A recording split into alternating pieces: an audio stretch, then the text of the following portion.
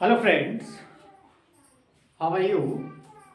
And I hope all will be well, God of mercy. तो आज का जो नया टॉपिक है वो डायरेक्ट एंड डायरेक्ट स्पीच पे रहेगा।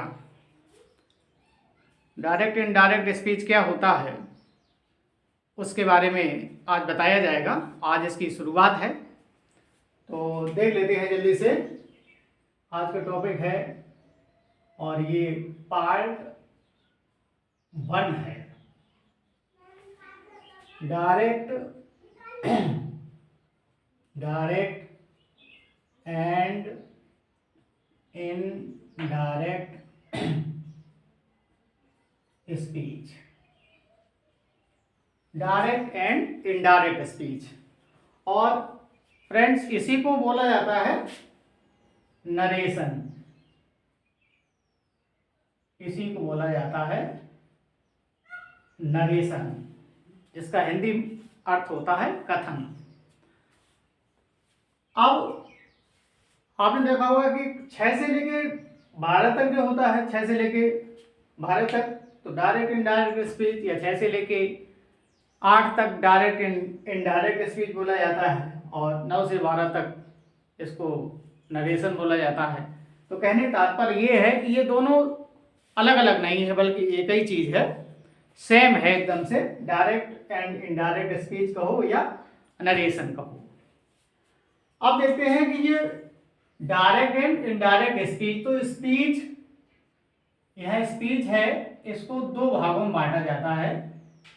पहला बन जाता है डायरेक्ट स्पीच और दूसरा हो जाता है इनडायरेक्ट स्पीच। ऐसे भी समझ सकते हैं। डायरेक्ट स्पीच क्या होता है? डायरेक्ट स्पीच वो होता है जब हम वक्ता की बात को ज्यों का त्यों कहें, उसमें कोई परिवर्तन ना करें, तो वो डायरेक्ट स्पीच कहलाता है। इनडायरेक्ट स्पीच क्या होता है?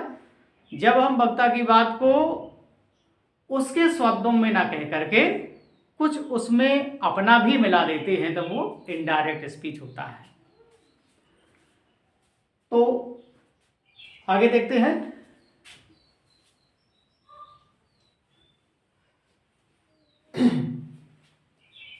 अब इसमें हम देखते हैं कि डायरेक्ट स्पीच क्या होता है। तो हेडिंग हमारी है यहां पे डायरेक्ट स्पीच। प्रत्यक्ष कथन, जिसका अर्थ होता है प्रत्यक्ष कथन। अब डायरेक्ट स्पीच होता क्या है, जैसा कि अभी मैंने हिंदी में बताया है, तो आप अंग्रेजी में भी देख सकते हैं। इसकी डेफिनेशन बन जाएगी when we right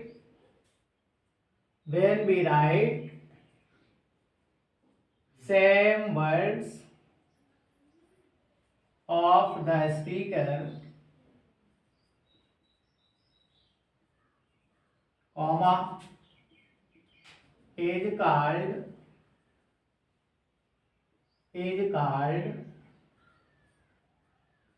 direct speech. यहां देखें,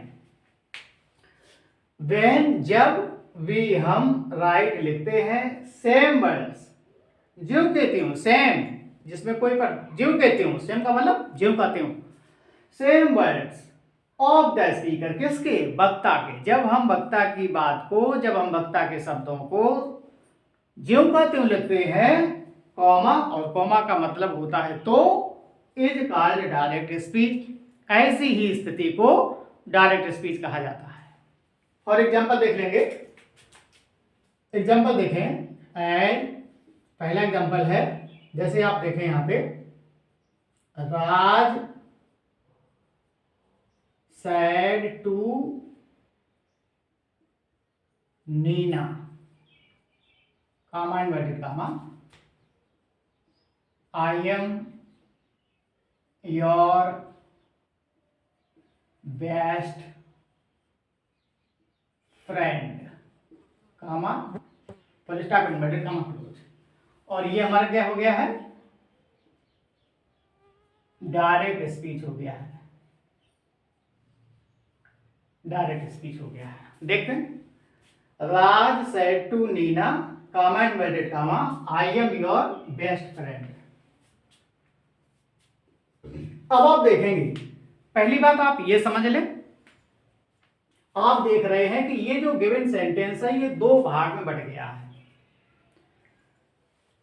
पहला भाग हो गया है, एक ये पार्ट है और दूसरा ये पार्ट है। इसको समझ लेते हैं। तो ये जो पार्ट है कामा के पहले और कामा के बाद, फ्रेंड्स इस पार्ट को हम बोलेंगे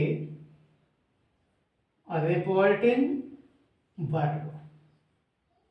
क्लियर? और कामा इन्वर्टेड कामा का जो पार्ट है ये आपका बोला जाएगा रिपोर्टेड स्पीच। इस बात को हमें समझना है, भूलना नहीं है। अगर ये बात हम भूल गए तो हम फिर समझ नहीं पाएंगे, तो इसको भूलना नहीं है। जहां तक मैंने बता दिया है उसको बिल्कुल भूलना नहीं है। तो ये है डायरेक्ट स्पीच। आप देख रहे हैं कि राज सेड टू नीना, राज ने नीना से कहा आई एम योर बेस्ट फ्रेंड। और जब हम वक्ता की बात को ज्यों का त्यों लिखते हैं तो उसको कामा इन्वर्टेड कामा में बंद कर देते हैं। अगर ऐसी स्थिति है तो ये डायरेक्ट स्पीच है। और इतना याद रखेंगे कि जब भी रिपोर्टिंग वर्ब स्टार्ट होगा तो इसकी शुरुआत हमेशा कैपिटल लेटर से होगी। क्लियर? तो ये बन गया है डायरेक्ट स्पीच। शायद है आपको समझ में आ गया होगा डायरेक्ट स्पीच। अगर समझ में आ गया है, अगर नहीं भी आया है तो आप बाद में पूछ सकते हैं, कमेंट के माध्यम से पूछ सकते हैं। अब हम चर्चा करेंगे इनडायरेक्ट स्पीच क्या है। तो इनडायरेक्ट स्पीच भी देख लेते हैं यहां पे। इनडायरेक्ट स्पीच, और इसकी हिंदी निकालेंगे तो इसकी हिंदी हो जाती है अप्रत्यक्ष कथन। ठीक है, अप्रत्यक्ष कथन में देख लेते हैं। तो इसकी भी डेफिनेशन जैसे मैंने हिंदी में बताया था कि जब हम वक्ता की बात को ज्यों का त्यों ना कह करके उसे अपने शब्दों में कहें तो वो इनडायरेक्ट स्पीच होता है। लेकिन अंग्रेजी की बात है तो अंग्रेजी में भी डेफिनेशन बनानी पड़ेगी। तो कैसे सीखेंगे? बिल्कुल सिंपल है। When we write the sentence when we write the sentence of the speaker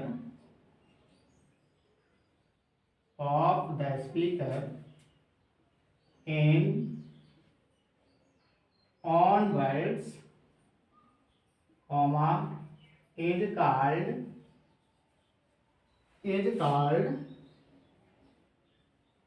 indirect speech. It is the simple definition of indirect speech and this is direct speech. Clear? अब इसकी हिंदी भी देख लेते हैं। इनडायरेक्ट स्पीच क्या बोल रहा है कि when जब वी हम राइट लिखते हैं द सेंटेंस वाक्य को ऑफ द स्पीकर वक्ता का in on words. In on means क्या होता है? स्वयं के। क्लियर? ऑन वर्ड, जब हम वक्ता की बात को सेम नहीं, अब आया है ऑन वर्ड्स, अपने स्वयं के शब्दों में लिखते हैं तो इज कॉल्ड इनडायरेक्ट स्पीच। तो ऐसे ही कंडीशन को इनडायरेक्ट स्पीच कहा जाता है। फॉर एग्जांपल देख लेते हैं। अब आप देख ले, ये जो सेंटेंस दिया गया है डायरेक्ट स्पीच का, और इसी का हम रूपांतरण कर रहे हैं इनडायरेक्ट स्पीच में। तो कैसे करेंगे देख लेते हैं यहाँ पे। तो इनडायरेक्ट बनाएंगे तो क्या हो जाएगा? राज टोल्ड नीना। अब ये टोल्ड कैसे आया है ये बाद में समझेंगे। अभी जो बना रहा हूं उसको ध्यान से देखेंगे। और मैं प्रॉमिस करता हूं फ्रेंड्स कि यदि आपने इसको देखा, बारीकी से फॉलो किया, जो मैं बता रहा हूं वो आपने किया, तो I guarantee direct speech will be in your fest. 100% आपकी मुट्ठी में होगा। राज टोल्ड नीना। अब कामा इन्वर्टेड कामा हटाते हैं, तो कामा इन्वर्टेड कामा हटाते हैं तो कंजंक्शन दैट लगाते हैं, एक नियम है। राज टोल्ड नीना दैट दैट। अब आप देखेंगे आई जो है फर्स्ट पर्सन है। पर्सन 3 प्रकार के होते हैं, फर्स्ट पर्सन, सेकेंड पर्सन और थर्ड पर्सन। तो first person change into subject of reporting verb, तो इसके हिसाब से आ जाएगा। चाहे तो नाम लिख दें, लेकिन यहाँ प्रोनाउन का खेल है तो प्रोनाउन ही लिखेंगे, तो राज की जगह पे आ जाएगा ही। क्लियर? आ गया ही, राज की जगह पे आएगा, ठीक है, ही। अब आप देखते हैं कि ये है आपका सिंपल प्रेजेंट, तो इसको सिंपल पास्ट में बदल देंगे। सिंपल पास्ट में बदल देंगे तो क्या हो जाएगा, ही वाज, और योर का हो जाएगा हर, क्योंकि ये सेकंड पर्सन है, इसके हिसाब से बदलेगा तो ये स्त्रीलिंग है तो आ जाएगा हर। दैट ही वाज हर, और इधर लग देंगे बेस्ट फ्रेंड। क्लियर? और ये आपका बन गया है, ये आपका बन गया है इनडायरेक्ट स्पीच। ठीक है, ये इनडायरेक्ट स्पीच बन गया है, ये इनडायरेक्ट स्पीच हो गया है। ठीक है, और शायद आपको समझ में आ गया होगा यहां तक। अब देखते हैं, मैंने आपको ये बता दिया कि डायरेक्ट स्पीच क्या है और इनडायरेक्ट स्पीच क्या है। इसके बाद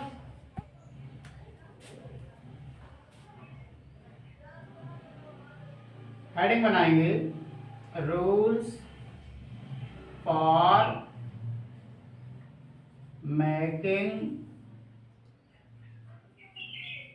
indirect speech from direct speech. Direct speech ये हेडिंग है, और ये हेडिंग बना देंगे, और ब्रैकेट में आप यहां भी लिख सकते हैं पॉइंट्स टू रिमेंबर, ये क्वेश्चन कर लेना है ब्रैकेट में। अब मैं ऐसे आपको पॉइंट बताऊंगा, ये पॉइंट आपको याद कर लेने हैं, पॉइंट्स टू रिमेंबर। ठीक, रूल अब यहां पे देख लेते हैं। रूल फर्स्ट है, रूल फर्स्ट, इसके अंदर का देखेंगे तो यहां देखेंगे, फ्रेंड से अलार्म बज रहा है, रुक जाना,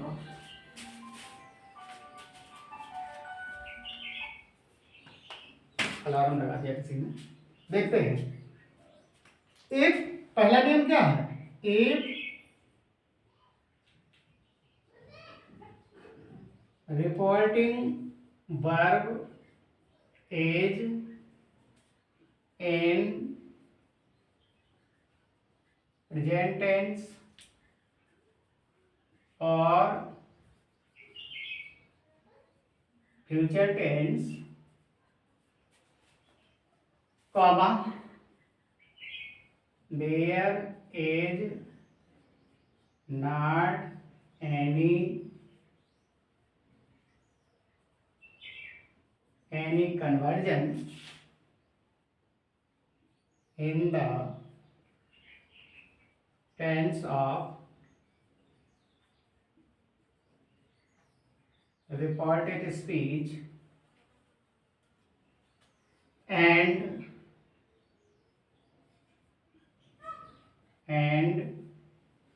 word express and words express nearness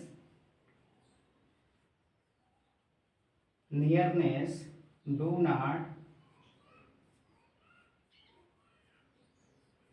not change into word express into distance. यहां देखेंगे if reporting verb is in present tense और फ्यूचर टेंस, जैसा कि हिंदी में हम बोलते हैं तो वही इसकी अंग्रेजी बनाई गई है। If reporting verb is in present tense, यदि रिपोर्टिंग वर्ब, अब आप देखेंगे कि यहाँ पे आ जाइए आप, रिपोर्टिंग वर्ब और रिपोर्टेड स्पीच जो मैंने बताया था, तो यदि रिपोर्टिंग वर्ब प्रेजेंट टेंस या फ्यूचर टेंस की है तो कॉमा का मतलब होता है तो there is not any conversion, तो कोई बदलाव नहीं होता है in the tense of reported speech, reported speech के इसके रिपोर्टेड स्पीच ये है ना, तो इसके टेंस में कोई परिवर्तन नहीं होता है। और आगे क्या बताया गया है, and words express nearness do not change into distance. यहां देखिए word expresses nearness do not change into distance. जैसे एग्जाम्पल देख लेंगे आप, जैसे आप देखेंगे कि Rahul said to Mahesh, comma inverted comma,